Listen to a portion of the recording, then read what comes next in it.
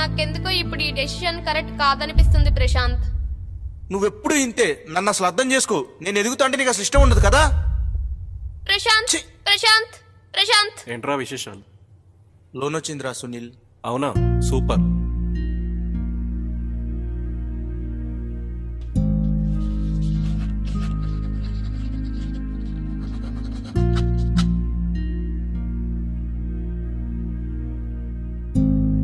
అరే 10 లక్షలు బ్యాంకులో పర్సనల్ లోన్ తీసుకొని నీకు ఇస్తున్నాను.